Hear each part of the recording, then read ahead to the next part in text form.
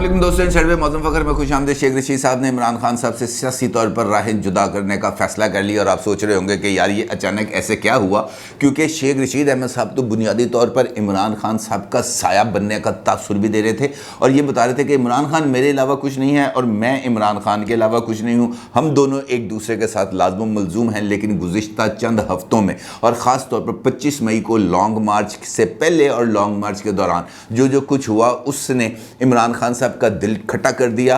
شیخ رشید احمد صاحب سے، اور اس کے اندر پی ٹی آئی کے اندر سے ہی بہت سارے لوگوں نے ایک امپورٹنٹ رول پلے کیا اور ایک باضابطہ طور پر لابی بن گئی، جس نے شیخ رشید احمد صاحب کو پاکستان تحریک انصاف سے کک آؤٹ کرانے میں یا ان کو آئسولیٹ کرنے میں یا ان کو عمران خان صاحب کی نظروں سے دور کرنے میں بڑا امپورٹنٹ رول پلے کیا، اور اس کے نتیجے میں آخر کار بظاہر اس بات کے خاصے شواہد موجود ہیں کہ دونوں کے درمیان اب خاصے اختلافات یا فاصلے ہو گئے ہیں۔ اس کی کیا کہانی ہے یہ میں آپ کے ساتھ ذرا ڈیٹیل میں شیئر کروں گا، کیونکہ یہ بہت امپورٹنٹ مواد ہے اس میں۔ لیکن سب سے امپورٹنٹ خبر ہے اس وقت مہنگائی کی، اور مہنگائی کی جو صورتحال ڈیولپ ہو گئی ہے، یقینی طور پر اس نے تو آج ہر ایک شہری کو اس بات پر سوچنے پر مجبور کر دیا ہے۔ وہ بلکہ وہ گانا بعض دفعہ اگر تھوڑا سا لائٹر نوٹ میں آپ کو بات کروں، وہ گانا یاد آ رہا ہے، سانو نہر والے پل تے بلا کے تے خورے مائی کتھے رہ گیا۔ ہمارے ساتھ بھی ایسے ہوا، بھائی نے کہا جناب یہ سارا کچھ ٹھیک ہو جائے گا، عمران خان جائے گا، یہاں پہ دودھ اور شہد کی نہریں بہنا ہو جائیں گی۔ مفتاح اسماعیل صاحب نے ٹی وی پر آگے خطاب کرتے ہوئے کہا کہ جناب بجلی تو میں 12 روپے یونٹ کر دوں گا اور پیٹرول 70 روپے لیٹر آئے گا، آئی ایم ایف تو میری جیب میں آپ فکر ہی نہ کریں۔ آئی ایم ایف کے ساتھ یہ جو عمران خان صاحب نے پروگرام نیگوشیٹ کیا ہوا ہے، یہ تو ایک دم ختم ہو جائے گا، ہم نئی ٹرمز اینڈ کنڈیشنز کے ساتھ اب بات چیت کریں گے۔ لوگوں کے جو توقعات تھیں ان کو آسمان تک پہنچا دیا گیا، لیکن جب آسمان تک پہنچایا اس کے بعد جب وہاں سے دھکا دیا تو کسی کے پاس اب کوئی جواز نہیں بچ رہا کہ وہ کس طریقے سے ان اقدامات کی سپورٹ کریں۔ اب آئی ایم ایف کے ساتھ معاہدے کے چکر کے اندر لوگوں کی جو چٹنی بنا دی گئی ہے یہ بھی انپریسیڈنٹڈ ہے، اپنی مثال آپ ہے، اور جواز کوئی نہیں ہے۔ مفتاح اسماعیل صاحب مطلب کل تو ویسے اگر آپ دیکھیں تو حد ہو گئی، پہلے خبر آتی ہے اور یہ ٹکر چلنا شروع ہو جاتے ہیں ریڈ لائٹ سے، breaking news breaking news breaking news breaking news آتی ہے جناب کہ پرائم منسٹر شہباز شریف نے یہ جو پیٹرولیم پرائسز میں اضافے کی سمری دی گئی تھی اس کو مسترد کر دیا۔ انہوں نے کہا جناب ہم عوام پر مزید بوجھ نہیں ڈال سکتے، اور سمری مسترد ہوگی۔ لوگوں نے شکر کا سانس لیا کہ یار چل کوئی بات نہیں، 15 دن تو کم از کم اگلے 15 دن تو ہمیں ذرا سکون کا سانس ملے گا۔ پچھلے 20 دن کے اندر 2 مرتبہ پیٹرولیم پرائسز کے اندر 30 روپے کا اضافہ ہو گیا، یعنی ٹوٹل 60 روپے کا اضافہ ہو گیا۔ چلو کوئی بات نہیں، یہ جھٹکا بھی ریسنٹلی بجٹ کے بھی جھٹکے آئے ہیں، یہ جھٹکا سہتے ہیں، 15 دن کے بعد دیکھتے ہیں کیا ہوگا کیا نہیں ہوگا۔ اگر یہ ٹکر چل رہا ہے کہ پرائم منسٹر نے سمری مسترد کر دی تو اس کا مطلب ہے کہ یہ ایک کلوزڈ ٹرانزیکشن ہوگی، یعنی اب اس کے اوپر دوبارہ کوئی بات نہیں ہوگی۔ تھوڑی دیر گزرتی ہے، مفتاح اسماعیل صاحب آ جاتے ہیں ٹی وی پر، آ کے وہ اناؤنسمنٹ کر دیتے ہیں کہ جناب پھر 29 روپے کا جو ہے وہ پیٹرول بڑھا دیا گیا ہے، اور 50 روپے سے اوپر ڈیزل بڑھا دیا گیا ہے، 29 روپے مٹی کا تیل، ہر ایک چیز انہوں نے بڑھا دیا بڑی معصوم شکل بنا کے۔ میری تو یہ سمجھ میں نہیں آ رہا کہ اگر پرائم منسٹر نے سمری مسترد کر دیا تو پھر وہ کون سا اعلیٰ درجے کا عہدیدار ہے جو جا کے پرائم منسٹر سے سمری جو انہوں نے مسترد کی ہے اس پر دوبارہ سائن کرا لے گا۔ اور اگر یہ صرف ڈھکوسلا تھا تو شہباز شریف صاحب کے لیے بھی اس کے اوپر کوئی زیادہ اس کی توصیف نہیں کی جا سکتی، اس پر زیادہ ان کی تعریف نہیں کی جا سکتی۔ اس پر صرف جو سوشل میڈیا پر جو لفظ استعمال کیے جا رہے ہیں صرف وہی 3 لفظ ہی بھیجے جا سکتے ہیں، 4 لفظ ہی بھیجے جا سکتے ہیں، اس کے علاوہ اور کوئی صورتحال نہیں ہے۔ کیونکہ سب سے امپورٹنٹ، میں نے آپ کو شاید یاد ہوگا، مفتاح اسماعیل صاحب یہ فرماتے ہیں کہ جناب ہم آپ کو سستا تیل نہیں دے سکتے، یہ نہیں ہو سکتا کہ ہم مہنگا تیل خریدیں اور سستا تیل بیچیں۔ بھائی آپ حکومت چلا رہے ہیں، ہم نے عادت بنائی ہوئی ہے، آپ دلی دروازے میں بیٹھ کے کام کر رہے ہیں کہ جناب چینی اینے دی ملی ہے سانو بوری اسی تانوں اینے دی داں گے، یا ٹماٹر دی تڑی اینے دی ملی ہے تانوں اینے دی داں گے۔ بھائی آپ عادت نہیں کر رہے، آپ اس ملک کی عوام کو سہولتیں فراہم کرنے کے لیے آئے ہیں، آپ اس ملک کے لوگوں کی زندگی کو آسان کرنے کا دعویٰ لے کے آئے ہیں۔ آپ اس ملک کے عوام کو ریلیف دینے کے خواب دکھا کے آئے ہیں، اور اگر یہ ریلیف دینا ہے آپ نے، اور اگر اس طریقے سے نظام چلنا ہے، تو اس کے اوپر تو صرف اور صرف افسوس کا اظہار کیا جا سکتا ہے۔ اور پھر اس کے بعد یہ کرنے کے بعد ڈٹائی کا عالم یہ ہے کہ یہ کہا جاتا ہے کہ جناب 3-4 مہینے کے اندر صورتحال بہتر ہو جائے گی۔ کیسے ہو جائے گی؟ یہ کوئی راکٹ سائنس میری سمجھ میں نہیں آ رہی۔ جو کام 1.5 مہینے میں نہیں ہو سکا وہ اگلے 4 مہینے میں کیسے ہوگا؟ کوئی منصوبہ ہوگا تو بتائیں تو صحیح کہ جناب اس طریقے سے ہوگا، فلاں جگہ سے ہمیں پیسے آئیں گے۔ پھر کہتے ہیں کہ جواز یہ ہے کہ یہ ٹیکسز بڑھانے سے ہماری کلیکشن بہتر ہوگی، ہم زیادہ سے زیادہ پیسے لوگوں کے حلق سے نکال سکیں گے، لیکن یہ نہیں سوچ رہے کہ یہ چیزیں مہنگی ہونے سے، پیٹرولیم پرائسز بڑھنے سے، ڈیزل پرائسز بڑھنے سے، الیکٹریسٹی پرائسز بڑھنے سے آپ کی اکنامک ایکٹیویٹی بڑھے گی نہیں، بلکہ اکنامک ایکٹیویٹی کم ہوگی۔ یہ ضرور ہوگا کہ آپ ریونیو، شاید آپ کی ریونیو کلیکشن کے اندر کسی قسم کی کمی نہ آئے، کیونکہ اگر میرے جیسا بندہ یا کسی اور نے گھر سے نکلنا ہے اپنے گھر والوں کا، ماں باپ، بہن بھائی، بیوی بچوں کا پیٹ پالنے کے لیے، تو اس کو تو نکلنا پڑے گا۔ اب وہ چاہے جو مرضی کرے، چاہے وہ اپنے گردے بیچ کے نکلے، اس کو نکلنا ہے، اور اس نے اگر نکلنا ہے تو اس نے اپنی موٹر سائیکل کے اندر پیٹرول ڈلوانا ہے، اور اس کو پیٹرول ڈلوا کے اپنے دفتر پہ پہنچنا ہے، چاہے اس کے دل پر جتنی مرضی چھریاں چل جائیں، چاہے اس کو دوپہر کا کھانا مس کرنا پڑ جائے، چاہے اس کو اپنی دوائیاں مس کرنی پڑ جائیں، چاہے جو مرضی مس کرنا پڑ جائے، اسے اپنے خاندان کی کفالت کے لیے دفتر پہنچنا ہے، ہر حال میں پہنچنا ہے، کیونکہ یہاں سے آگے سارے معاملات چلتے ہیں۔ لیکن اس کے اثرات اس کی جو ہے تنخواہ کے اوپر نہیں، وہ اس کو اضافے کی صورت میں اس کا کمپنسیٹ نہیں کیا جا سکتا۔ اور سب سے بڑا ظلم یہ ہے کہ ہم سرکاری ملازمین ہی کو صرف ملازمین سمجھتے ہیں، جو ہمارے جو پورے سسٹم کے میں تقریباً 16 لاکھ، 17 لاکھ، 18 لاکھ، 20 لاکھ کے قریب لوگ ہوں گے جو سرکاری ملازم ہوں گے۔ 25 لاکھ لگائیں، 50 لاکھ لگا لیں، لیکن باقی تمام لوگ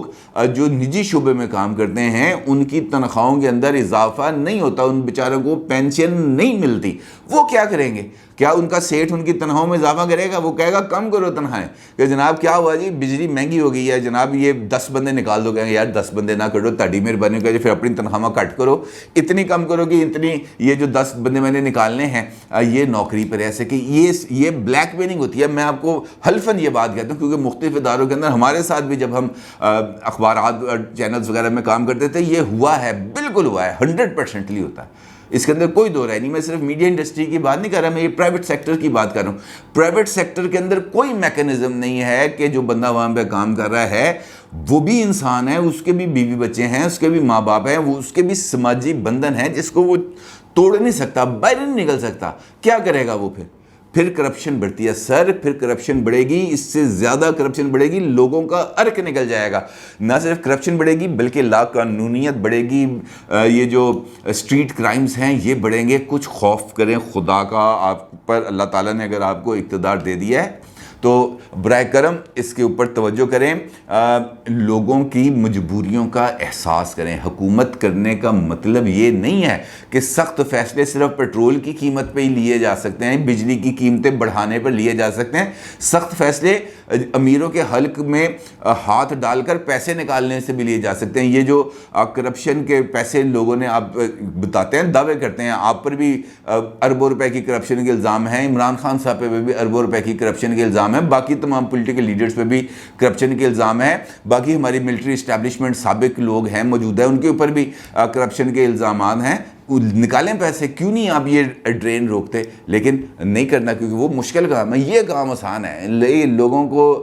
جو ہے نا ان کا گنے کا رس نکال دو، ایسی تیسی پھیر دو، بیلنے میں ڈال دو اور ان کا عرق نکل جائے گا، یہاں سے پیسے آرام سے نکلیں گے، کیونکہ یہ مجبور لوگ ہیں، ان کے حق میں آواز اٹھانے والا کوئی نہیں۔ جناب اس نے جانا ہی جانا ہے، وہ جو مرضی کر لیں آپ، اس نے گھر سے نکلنا ہی نکلنا ہے، اور نکل کے اس نے اپنے بیوی بچوں کے لیے روٹی کمانی ہے۔ لیکن ہم صرف اور صرف نمک پاشی کریں گے، ہم صرف اور صرف الزام لگائیں گے کہ یہ پچھلے کر گئے، یہ اگلے کر گئے، پچھلے کہیں گے جناب یہ نکمے ہیں، یہ کہیں گے پچھلے نکمے ہیں، اور اسی جو دائرے کے سفر کے اندر ہم نے رہنا، ہم اس سے باہر نکلنے کا تصور نہیں کر سکے۔ اب اندازہ کریں کہ عمران خان صاحب یہ کہہ رہے ہیں یہ بات کہ جناب یہ جو میرے دور کے اندر اتنا کچھ نہیں ہوا، یہ جو کچھ ہوا ہے ان کے دور میں ہوا۔ عمران خان صاحب اگر یہ بات کہیں تو بندہ سر ہی پیٹ سکتا ہے، اور کیا کر سکتا ہے۔ شیخ رشید اگر ٹویٹر کے اوپر آ کر یہ بار بار اس قسم کا سٹیٹمنٹ دے کے ڈاکو راج، 24 روپے پیٹرول، 60 روپے ڈیزل کا اضافہ، غریب کو 2 ہفتوں میں تیسرا ٹیکہ لگایا گیا، حکومت اپنے کیسز ختم اور مخالفین پر دہشت گردی کے جھوٹے کیسز بنا رہی ہے، ساری قوم کی نظریں اب سپریم کورٹ کی طرف ہیں، اگر فیصلہ سڑکوں پر ہونا ہے تو فیصلہ 45 دنوں میں کچھ بھی ہو سکتا ہے۔ اب بنیادی طور پر انہوں نے صرف یہ پیٹرول کا اپنے گفتگو کے اندر لوگوں کی ہمدردی کا صرف ایک جسے ہم کہہ سکتے ہیں نا تڑکا لگایا، اصل میں معاملہ ہے اقتدار کا، جھوٹے کیسز بنائے جا رہے ہیں، ہم اقتدار سے باہر نکل گئے ہیں، سڑکوں پر آئیں گے اور دوبارہ اقتدار کی کرسی پر آئیں گے۔ کیا اقتدار کی کرسی پر آ کے یہ والے اقدامات، چلے وہ عمران خان کو چھوڑیں، یہ والے اقدامات جو ابھی موجودہ حکومت علی ہیں، کیا یہ ریورس کیا جا سکیں گے؟ کیا عمران خان صاحب اپنے 3.5 سال کے دور میں کیا انہوں نے کسی بھی چیز کو جو بڑی ہے اس کو ریورس کیا؟ نہیں ہوا۔ یہ چیزیں جو ایک دفعہ قیمتیں بڑھ جاتی ہیں یہ واپس نہیں آتی، یہ ایک المیہ ہے اس ملک کے اندر اور بہت ہی بری صورتحال ہے۔ اب اگر ہم یہ بات کریں کہ یہ سارا کچھ ایک دم سے ٹھیک ہو جائے گا، یہ بالکل غلط ہے، لیکن ہم نے سیاست کے اندر رہنا ہے اور ہم نے ہر ایک ایشو پر سیاست کرنی ہے۔ یہ ہے وہ بنیادی المیہ جہاں سے ہمیں سبق سیکھنا چاہیے کہ اگر پچھلے والے نہیں رہے تو ان لوگوں نے بھی نہیں رہنا، اور انہوں نے نہیں رہنا تو پچھلے والے بھی، وہ یہ ایک ایسا چکر ہے جس نے چلتے رہنا ہے اور اسے کمی نہیں آئے گی۔ اب اس ساری صورتحال میں وہ خبر ذرا تھوڑا سا جذباتی ہو گئی، میں معذرت چاہوں گا، لیکن وہ اصل خبر ذرا تھوڑی سی مس ہو گئی ہے، یعنی وہ شیخ رشید صاحب والی خبر امپورٹنٹ چیز ہے اس وجہ سے کہ پی ٹی آئی کو حقیقی معنوں میں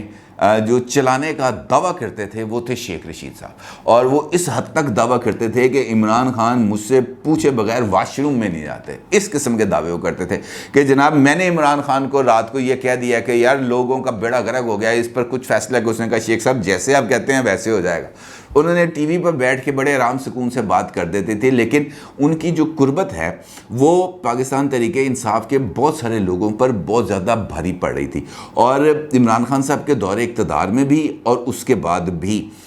اس بات کی خاصی حد تک شکایات ملتی تھیں کہ پاکستان تحریک انصاف کے اجلاسوں کے اندر شیخ صاحب بیٹھتے ہیں اور وہ اگرچہ انہوں نے اپنی جماعت کو پی ٹی آئی کے اندر ضم نہیں کیا، وہ پی ٹی آئی کا حصہ نہیں ہے، لیکن وہاں پر ہونے والی جو بھی باتیں ہیں وہ سب سے پہلے آ کر میڈیا پر لیک کر دیتے ہیں، اور خاص طور پر وہ والی باتیں جن کے بارے میں وہ حکمت عملی جس کے بارے میں یہ بات طے کی جاتی تھی کہ یار باہر جا کے نہیں دسنا کسی نے، وہ شیخ رشید صاحب باہر آتے بھی تھے اور آ کر لوگوں کو بتا بھی دیتے تھے، جس کی وجہ سے پی ٹی آئی کو اپنی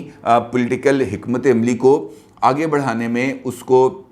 امپلیمنٹ کرنے میں بہت زیادہ پرابلم ہوتی تھی، اور مختلف لوگ اس بارے میں بھی اظہار خیال کرتے رہتے تھے کہ شیخ رشید صاحب اپنے بیانات کے ذریعے ان کی وزارتوں کے اندر مداخلت کرتے ہیں۔ شاہ محمود قریشی آن ریکارڈ ہیں، پرویز خٹک صاحب آن ریکارڈ ہیں، بلکہ ریسنٹلی پرویز خٹک صاحب نے خود فون کیا شیخ رشید کو کہ تو بعد آ جا، اگر تو نے بار بار میرا نام لینا نہ چھوڑا تو میں تجھے کسی پارٹی اجلاس میں گھسنے نہیں دوں گا، اور یہ اس پر میں نے ایک ویلاگ بھی کیا تھا، شاید آپ کو یاد ہو، اور شیخ رشید احمد صاحب کو سخت قسم کا جو رد عمل ہے اس کا سامنا کرنا پڑا تھا۔ اب ایک سارے معاملات کے اندر کچھ ٹوسٹ اس قسم کا آیا کہ عمران خان صاحب بھی ڈیفینیٹلی اب اس وقت اگر وہ سائیڈ پہ ہیں تو وہ یہ نہیں چاہتے کہ وہ لوگ جو ہے وہ ان سے ذرا تھوڑے سے دور ہو جائیں، اور خاص طور پر اس ماحول کے اندر جب اسٹیبلشمنٹ اور D G I S P R بار بار سامنے آ کر عمران خان صاحب کے غیر ملکی سازش کے بیانیے کو ہٹ کریں، ایک دفعہ نہیں 2 دفعہ کر دیا انہوں نے، اور ایک دن ایک ٹی وی چینل پر، دوسرے دن دوسرے ٹی وی چینل پر، اور اس دن کیا جس دن خود عمران خان صاحب ٹویٹر پر بیٹھ کر لوگوں کے سوالوں کے جواب دے رہے تھے اور یہ کہہ رہے تھے کہ D G I S P R کو کیا پتہ ہے کہ جناب یہ سازش ہوئی ہے یا نہیں ہوئی، ان کے پاس ایسا کون سا میکانزم ہے جس سے وہ یہ جج کر سکیں کہ جناب سازش ہوئی ہے نہیں ہوئی۔ اصل سازش نے تو جج ہونا ہے اس وقت جب سپریم کورٹ آف پاکستان اس کے اوپر تحقیقات کرے گا، تو اس سے پھر جواب آ گیا، انہوں نے کہا جناب آپ کمیشن بنا لیں، ہم ہر طرح کی سپورٹ کرنے کے لیے تیار ہیں، آپ کمیشن بنائیں، ہم تمام تر جو ڈاکومنٹس ہیں وہاں پہ بھی پیش کر دیں گے، رپورٹس بھی وہاں پہ پیش کر دیں گے، پتہ چل جائے گا کون سچ بول رہا ہے کون جھوٹ بول رہا ہے۔ اب اس کے بعد پی ٹی آئی کی صفوں پر خاموشی طاری ہے، کوئی کچھ نہیں کہہ رہا۔ اب اس سینیریو کے اندر ایک جانب عمران خان صاحب کچھ نظریاتی کارکنوں کو واپس لے کے آنا چاہ رہے ہیں، ایک جانب